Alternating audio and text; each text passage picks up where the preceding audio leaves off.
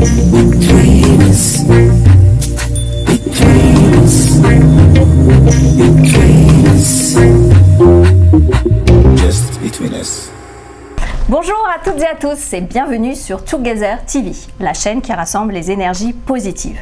Je suis heureuse aujourd'hui de vous retrouver dans notre émission Between Us que nous avons l'honneur de partager avec la talentueuse chanteuse Chirelle. Bonjour. Bonjour Chirelle, comment ça va? Ça va super, toujours en bonne énergie apparemment. Bah oui, je vois ça, tu corresponds parfaitement à l'image de notre chaîne. Eh ben, je suis contente. C'est toujours un plaisir en tout cas pour moi de te retrouver. Merci, c'est sympa. Parce qu'il faut le dire aussi que on se connaît depuis très longtemps. C'est vrai. Je garde toujours un excellent souvenir quand tu vivais en Normandie avec ma mère. Avec ta maman, Jen Manson, avec Marianne, avec les chevaux. Ouais. Et à l'époque déjà, tu étais pleine de sourires et d'énergie positive. J'ai une mère quand même qui sourit pas mal, donc je crois que c'est un peu de famille. Et c'est vrai que l'énergie positive, c'est un truc qui se travaille quand même, hein, avec la vie et les épreuves. Après quand même, au début, c'est peut-être un peu facile. Et puis après, il faut garder le cap de l'énergie positive. En tout cas, on n'a jamais eu l'impression que tu le travaillais. C'est tellement naturel en toi, si j'ose dire. C'est quand même un peu de travail. Non, du bon travail, ça veut dire il faut toujours trouver les bonnes choses à se dire. Alors c'est vrai Chirelle, ouais. Je t'ai vu évoluer, nous t'avons tous vu évoluer depuis le rôle d'Esmeralda dans la comédie musicale Notre-Dame de Paris. Ouais. Il y a eu aussi derrière Les Enfants du Soleil, Avenue Q, Le Sel et le Salt Miel, and Honey, Au Jérusalem, Deli Shouraki. J'adore les comédies musicales. Bah oui, et c'est bien pour ça aussi qu'on te reçoit aujourd'hui, parce que tu es là avec une double actualité. D'abord, tout d'abord, un spectacle, voilà, un nouveau spectacle qui s'appelle Yentl and Me. Voilà. Et alors, aussi l'album.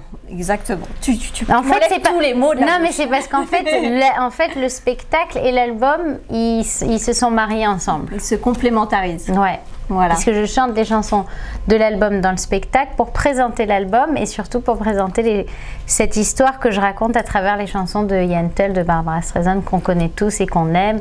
Et c'est toujours très dur de se dire qu'on va chanter après Barbara Streisand.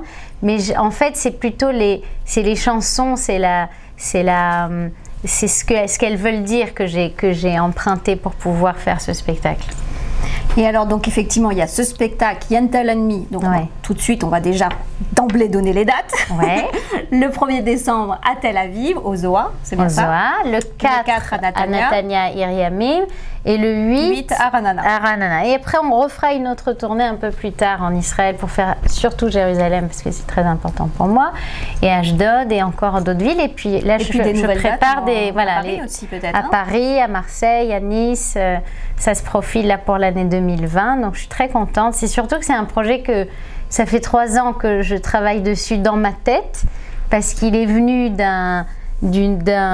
Alors attends, tu vas nous expliquer. Ah ouais, pardon, excuse-moi, j'arrête de parler, je parle trop. Je suis obligée, excuse-moi Chirelle, d'expliquer. On peut parler de la robe. Je suis obligée d'expliquer pourquoi tu as cette belle tenue. N'est-ce pas? Pourquoi nous sommes dans ce joli cadre. Voilà, on est dans un cadre extraordinaire, déjà, à Tel Aviv. Voilà.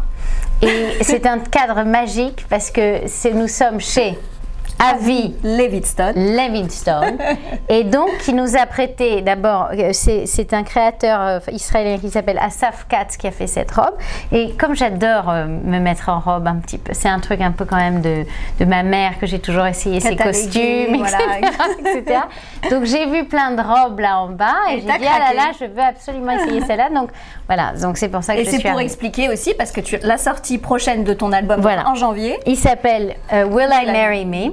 Donc c'est pas une robe de mariée blanche. Fait, on va dire en français. Ah oui, pardon. Ça veut dire est-ce que je veux non, voudrais-je m'épouser.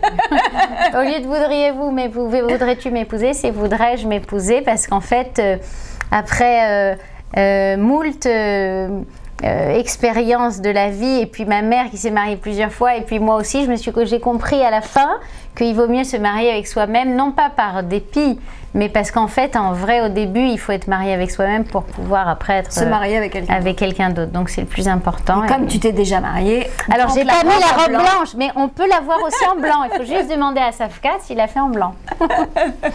Donc voilà, d'où la tenue de Chirel, magnifique aujourd'hui. Mais on est dans une ambiance cabaret, donc je me suis mis exactement aux couleurs, et toi aussi. On a essayé de se sortir un petit peu, on va dire. Voilà. Alors Chirel, donc on va parler de tout ça, de ce nouveau spectacle, de ta vie aussi, puisque ce spectacle, il faut le dire, il retrace, c'est un peu un parallèle entre la vie de Chirel et le personnage de Yentl, interprété par Barbara Streisand. En fait, c'est Barbara Streisand dans ce film, elle explique qu'elle est née Yentl et elle a dû devenir Anshel pour pouvoir étudier la Torah. Pour ceux qui ne savent pas, c'est donc à une époque où les femmes n'avaient pas le droit d'étudier la Torah. Et donc elle change de prénom. Moi je suis née Jennifer et je suis devenue Chirel. Et c'est ce passage en fait, c'est on va en parler. Ouais. Voilà, c'est ce passage qui fait que j'ai voulu faire un parallèle entre ces deux femmes, mais pas que entre Yentl et moi, mais aussi avec d'autres femmes que j'ai interviewées pour ce spectacle qui vont être sur scène avec moi sur un écran, mais plein de femmes qui vont aussi raconter, c'est une histoire de femmes, hein, vraiment, enfin tous les hommes sont bienvenus. Je crois qu'après avoir vu plein de films en ce moment qui retracent un peu le statut des femmes depuis les 100 dernières années, en fait tout a vachement bougé, on ne sait plus trop le rôle de la femme, comme il a beaucoup changé. Que ça soit depuis bien sûr on a eu les droits de voter, les droits d'avoir des comptes en banque, les droits de tout ça, mais après on a bougé un peu, et ce qui fait que maintenant le rôle de l'homme, le rôle de la femme a été un petit peu, on n'est pas encore assis sur ce qu'on va devenir. C'est mieux, mais en même temps c'est un peu tout mes boules-balles comme on dit, c'est un peu tout mélangé. Et donc j'ai voulu interviewer ces femmes qui ont entre 20 ans et 90 ans pour avoir leur recul et leur expérience, expérience de savoir ce que c'était d'être une femme avant, ce que c'est d'être une femme maintenant, qu'est-ce qu'on a perdu, qu'est-ce qu'on a gagné. Et je trouve ça très intéressant parce qu'on est vraiment à une période un peu de crise comme ça. Alors justement, Chirel, comme justement ce spectacle retrace un petit peu les étapes importantes de ta vie, j'aimerais qu'on fasse une interview un peu spéciale. Allez. Qui s'appelle Le jour où. Ok. Donc je vais évoquer un certain nombre de jours. Et puis derrière, tu vas nous exprimer comment tu l'as vécu, comment tu l'as ressenti, qu'est-ce qui s'est passé ce jour-là. Allez. Tu vas essayer de le décrire brièvement. D'accord. Ok. T'es prête? On va partir du jour où tu as pris conscience que tu étais la fille de Jane Manson.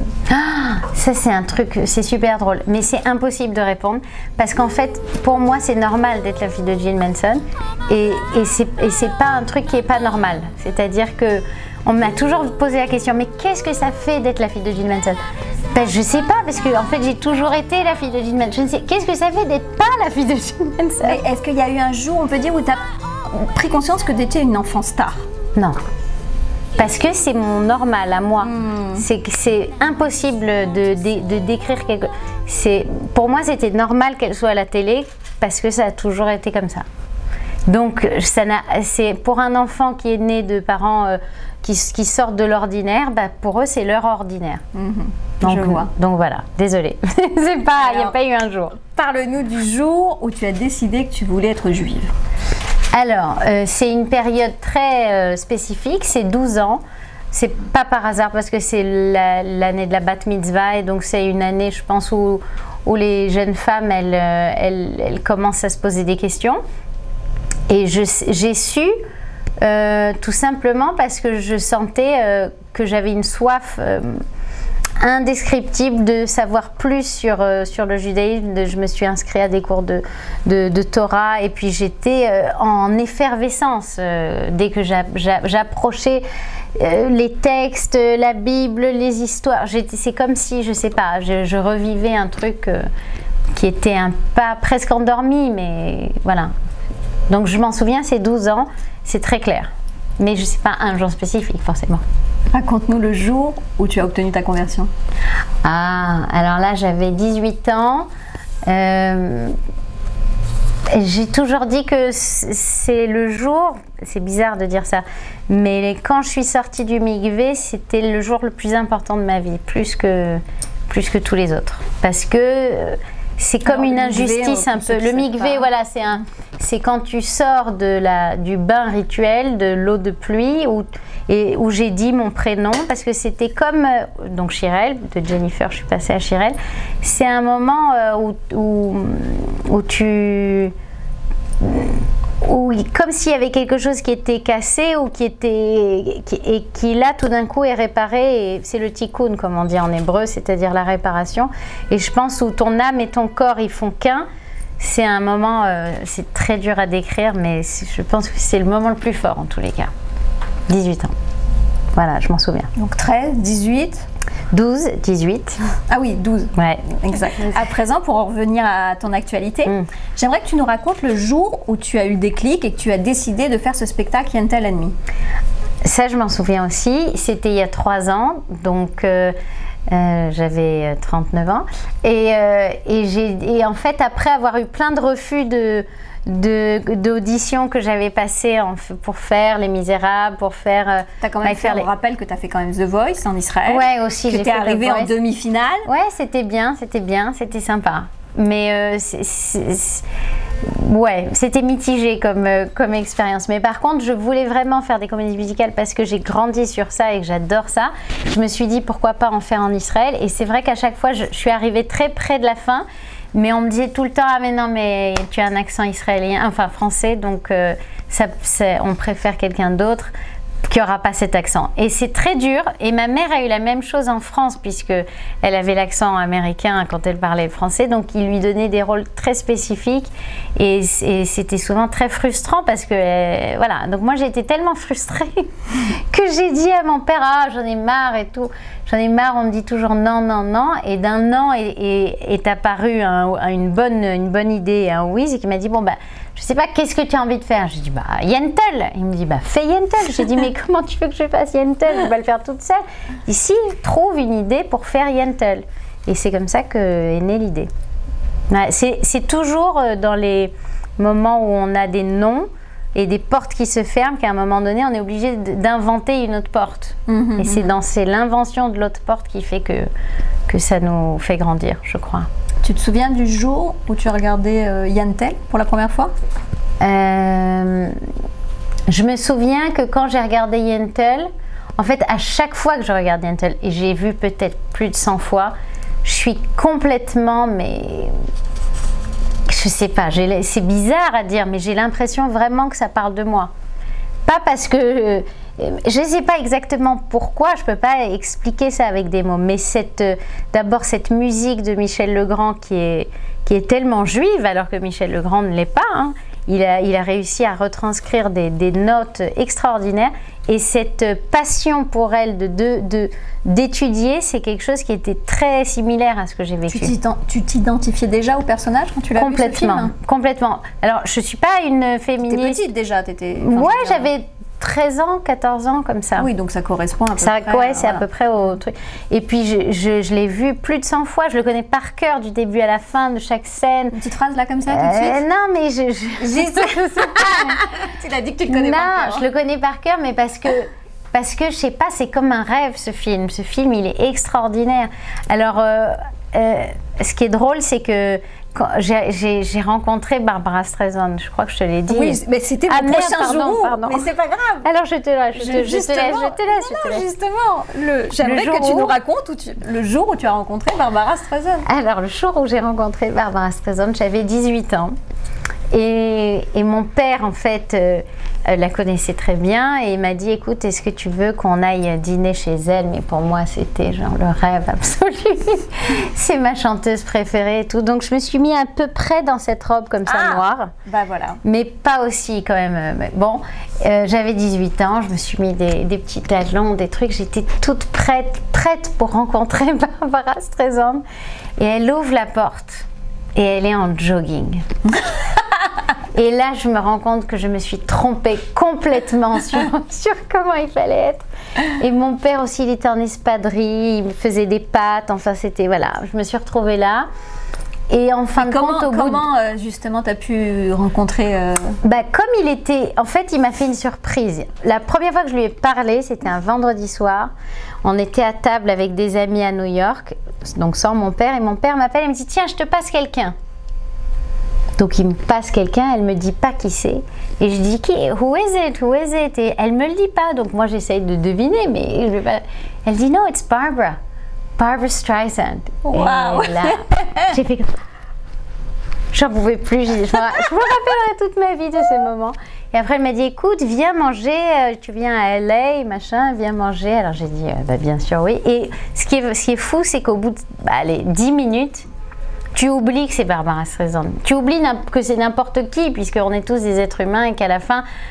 T'as chanté avec elle? J'ai pas chanté avec elle.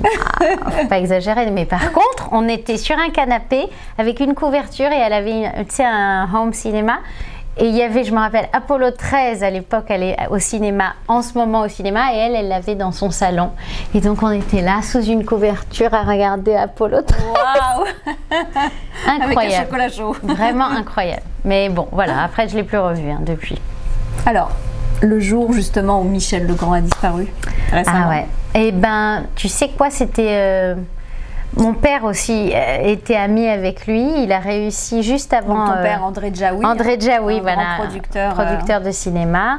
Et qui a rencontré plein d'artistes. Ouais, et qui en a produit beaucoup. Et donc en fait, il a réussi juste avant sa mort, parce qu'ils s'aimaient beaucoup, ils avaient une vraie complicité, à lui poser des questions, à faire une interview de lui. Et donc il me l'a donné pour ce spectacle de Yentl and Me, puisqu'il parle du judaïsme, des juifs, de la souffrance des juifs.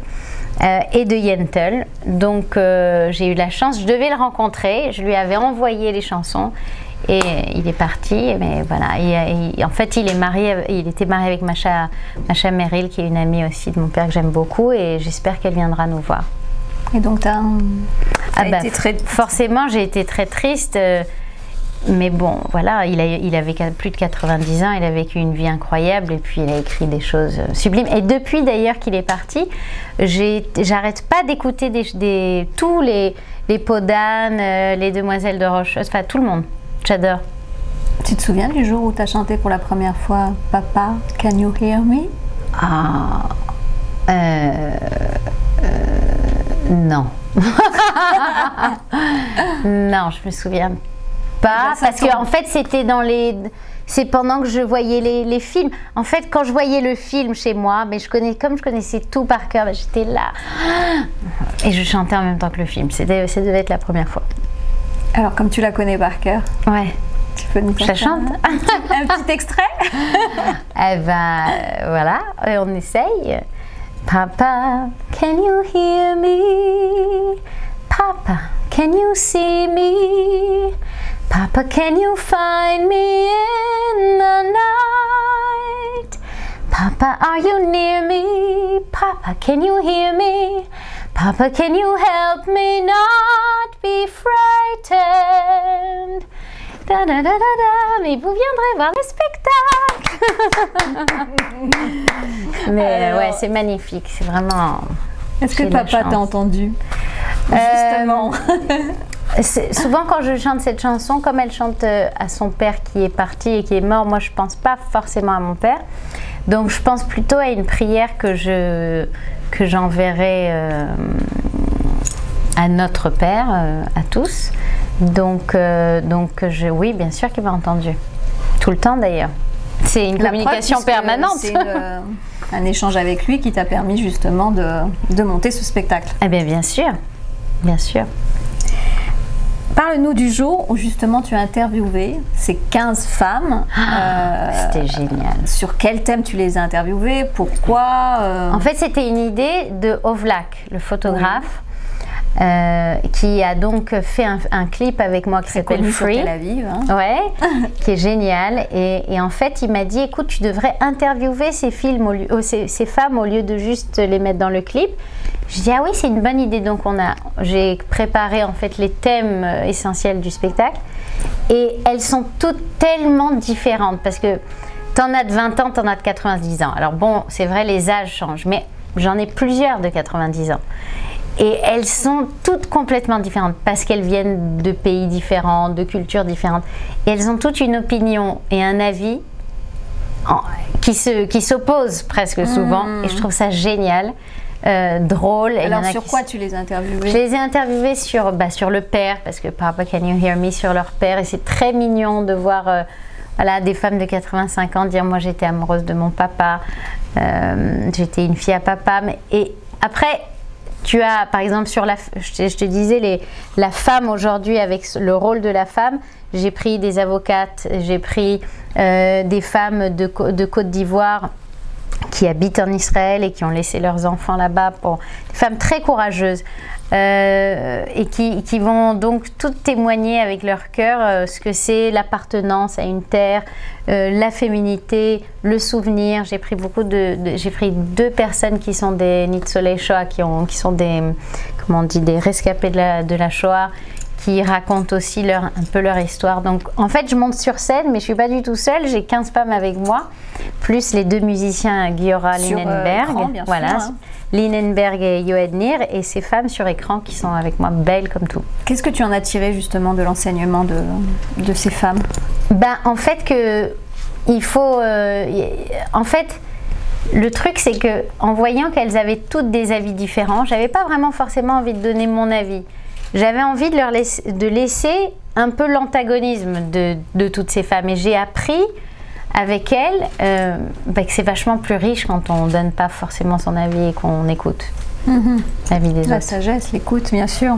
C'est mieux. Tu as toujours été plus ou moins de toute façon orientée vers la femme. Moi, je me souviens d'un clip que tu as réalisé, que tu as sorti. Ouais. Donc, j'aimerais que tu nous parles de ce jour aussi, le jour où tu as tourné le clip Isha Yehudia. Parce qu'en fait, j'ai remarqué qu'on nous met beaucoup dans des cases.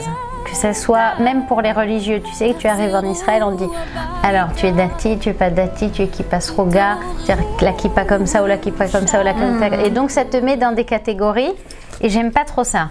Et les femmes aussi, c'est un peu alors comment on va être habillé, ça veut dire que si on a un pantalon, alors on n'est pas comme ci ou ci. Et moi je me suis jamais retrouvée là-dedans parce que j'aime bien être habillée comme ça, j'aime bien être habillée comme ça, j'aime bien tout. Et je trouve que la femme, dans ce clip, donc on précise, hein, on te voit apparaître à la fois en soldat, en religieuse, en vieille, en âgée, Amy Winehouse, Franck.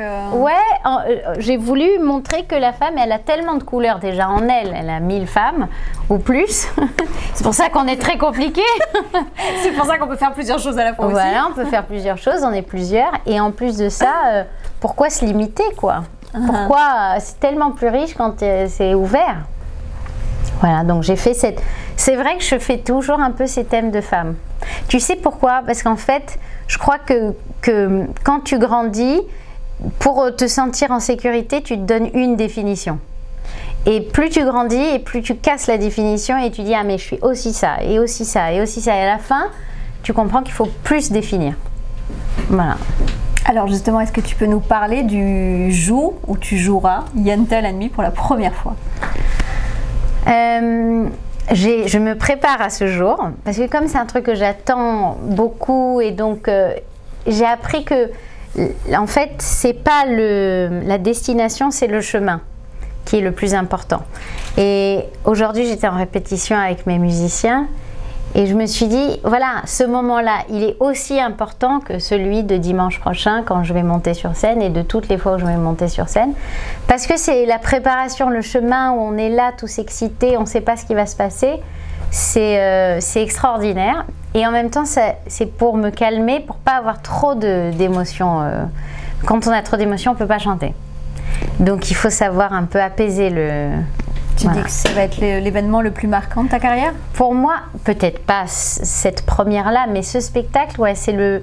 Pourquoi? Parce qu'il faut oser complètement se dévoiler. C'est pas un truc qu'on peut faire tout le temps et dans chaque spectacle. Donc là, faut arriver à regarder le public et puis dire voilà ce qu'on est avec ses plein de défauts et plein de questions. Et... Dis-moi, Chirel, ce spectacle va être absolument magique. Magique, j'espère. À la fois pour toi et pour nous. Mais j'espère. Et pour le public et pour tout le monde. Ouais. Alors, comme s'agit d'un spectacle magie. Oui. En parlant de magie, J'adore la magie. on a une petite surprise normal. pour toi. Ah, Ouais. c'est quoi? On a fait venir un magicien.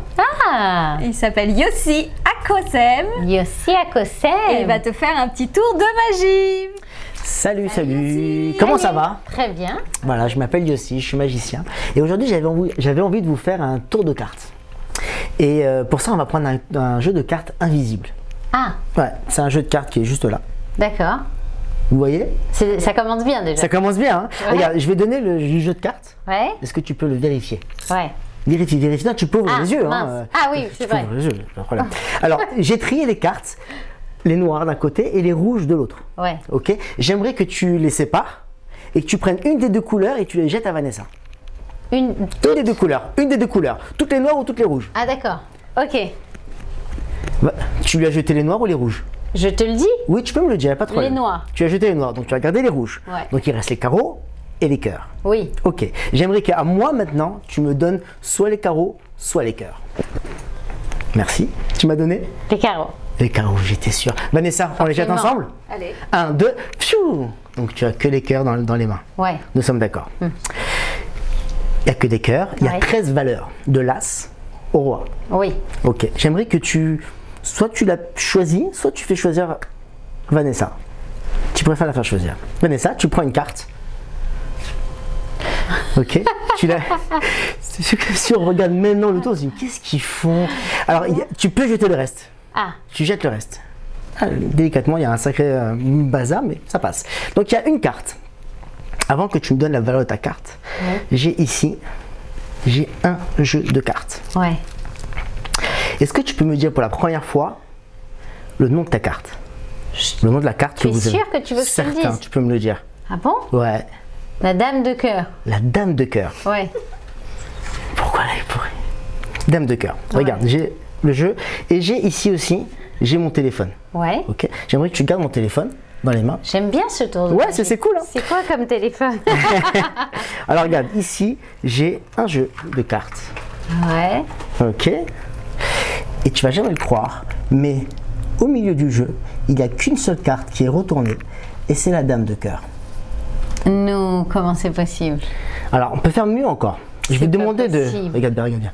Je vais te demander de prendre, encore une fois, la carte qui est là. Prends-la et déchire un petit carré. Tu déchires un petit carré. Ok? Non, regarde. Tu vas prendre le petit carré. Ouais. Tu vas le jeter dans mon téléphone. Ok? Et la dame de cœur, tu vas la jeter ici. Ouais, super. Donc on y retourne. Dame de cœur. Ok. Ce qui est fou, c'est que ça aurait pu être n'importe quelle carte, mais c'est que la dame de cœur. Ouais. Et pourquoi j'étais sûr que c'était la dame de cœur? Parce que c'est la seule carte qui est bleue. Et c'est encore pire c'est que c'est la seule carte du jeu. C'est que un jeu blanc. Tu vois? Et ce qu'il y a de plus fou encore, c'est que tu te rappelles que tu as pris un bout, Ouais. tu l'as déchiré, prends la carte. Wow. Et tu te rappelles. Attends, c'est pas fini, ce n'est pas fini. Est-ce que c'est la dame Le de cœur. téléphone. Le téléphone. Je t'ai donné mon téléphone avant même, Ouais. même que tu me donnes la carte. Et Regarde. alors Je prends, on va donner ça à Vanessa. Est-ce que tu peux ouvrir la coque Ouvrir du la téléphone? coque Regarde, je vais t'aider et tu vas faire le reste. Vas-y, enlève tout.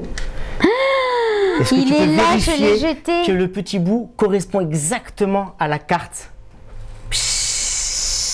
Comment dire en Israël? C'est parfait. Merci beaucoup. Voilà que Merci beaucoup. Waouh, c'est la magie du Kosem. Merci. Merci, J'espère que ça vous a plu. waouh, merci. Merci Yossi. Mais comment tu savais que j'allais dire la dame de cœur rouge? Je savais. Je savais. Est-ce que tu as un cœur en or? Oui, bien sûr.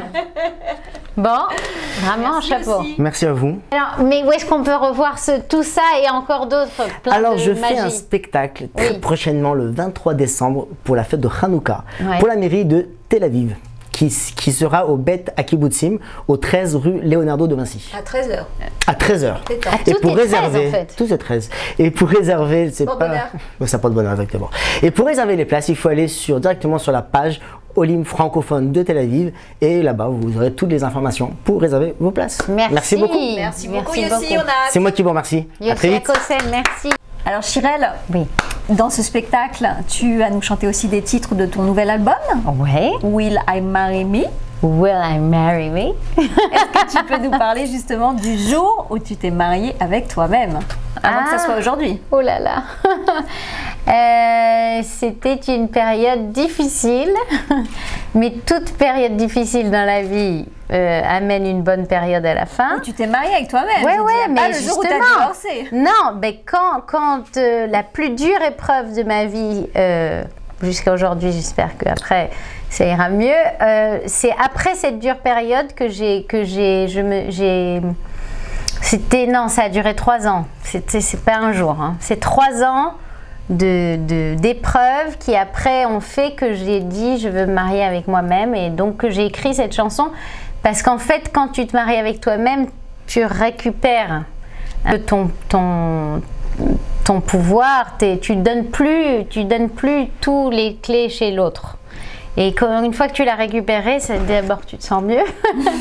Et en plus de ça, c'est beaucoup plus facile de donner comme ça. Et c'est plus facile d'être quand tu n'as pas donné toutes les clés dehors. C'est un peu compliqué à expliquer, mais à ce moment-là, j'ai compris que c'était d'abord plus safe, mais pas dans le sens où je me suis maintenant mis dans une espèce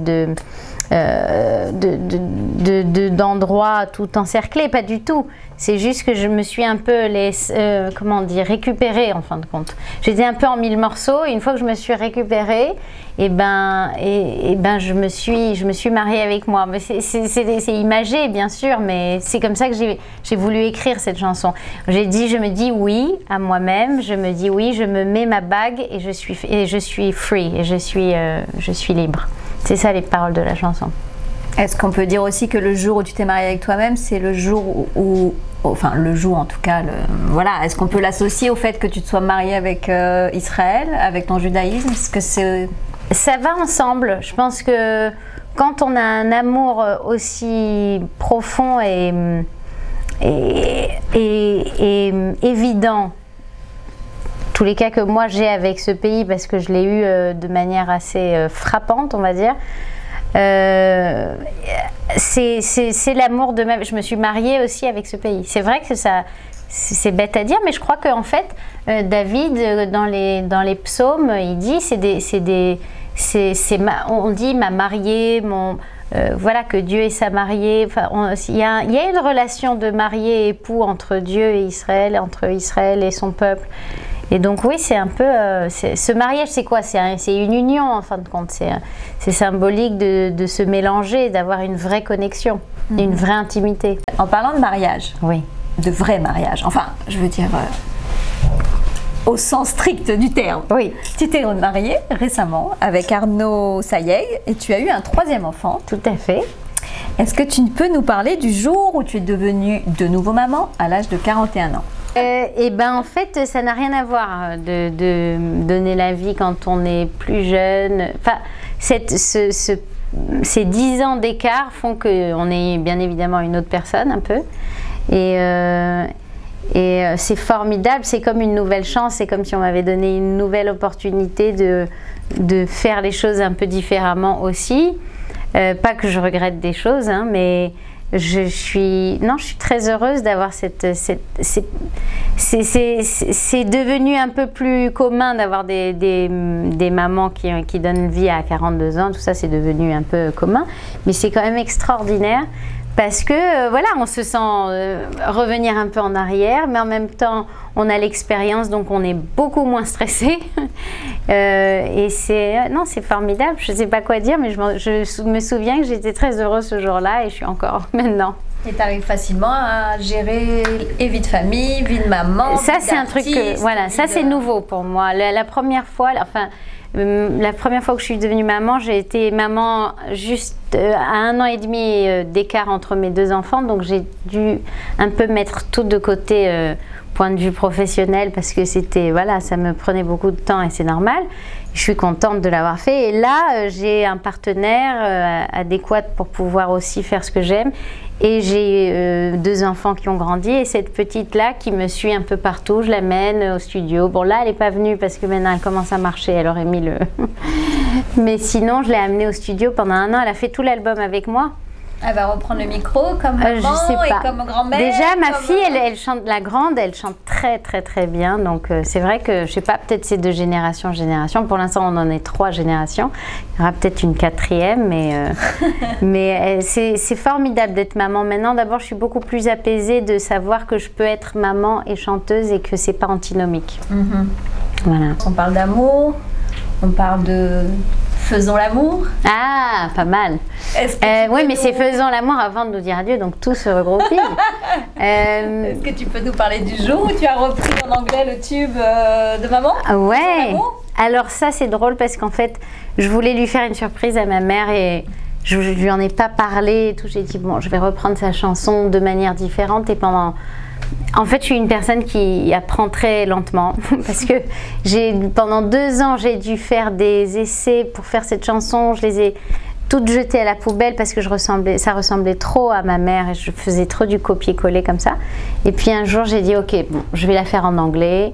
Ça va la surprendre. Je vais écrire les paroles toute seule et tout. Donc j'ai écrit les paroles et j'ai fait un autre rythme et j'ai amené mes musiciens pour qu'on soit en studio et on a fait un truc qui n'a rien à voir avec sa chanson, qui presque est un peu trop loin de sa chanson parce qu'il y a des gens qui voient même pas que c'est une reprise de Faisons l'amour avant de nous dire adieu. Mais moi, j'en suis très fière et ma mère a adoré on l'a fait pour Michel Drucker, cette surprise, et elle a adoré. Et je pense que voilà, c'était un beau cadeau, c'est un hommage.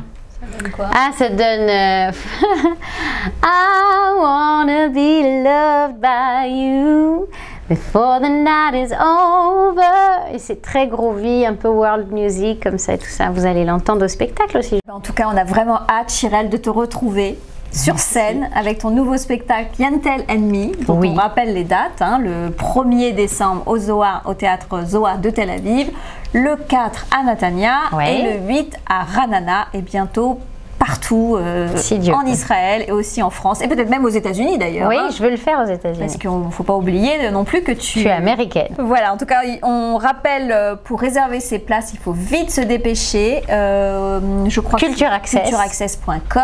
Vous avez le numéro qui apparaît en bas de votre écran et l'adresse du site internet. Et vous avez tout intérêt à vous dépêcher parce que je crois que ça part comme des petits pains. Dépêchez-vous, c'est bientôt complet. Merci beaucoup, Chirelle, d'être venue. Avec plaisir.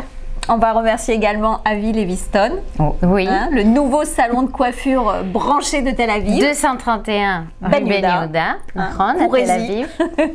Et vous allez voir, c'est une ambiance très parisienne. Exactement. Le nouveau salon, on va dire Made in Paris Tout à fait. de Tel Aviv. Et aussi, j'aimerais remercier quand même Monsieur Yossi Katz. Asaf Katz, Asaf surtout. Katz. Faut pas lui changer son prénom en 2 secondes. Pour la magnifique robe. Voilà, On va remercier également Vanessa Sion pour le make-up. n'est-ce pas? Et l'équipe? Et l'équipe de tournage, Alison Dorf et Noah Sidbon. Tout à et fait. aussi, on va pas oublier non plus le magicien, parce qu'il nous a mis quand même un sacré dose de magie dans cette émission. Rakosem. Merci pour cette Et puis émission. on vous remercie tous et toutes de nous avoir suivis sur Together TV. Pour plein de bonnes énergies. Exactement, positive. Voilà. Positive. Pour notre prochaine émission, ça sera également des énergies positives. Je ne vous en dis pas plus, mais on se retrouve très bientôt dans notre émission Between Us. Et en attendant, je vous propose qu'on finisse ce TV show Ouais. en chantant.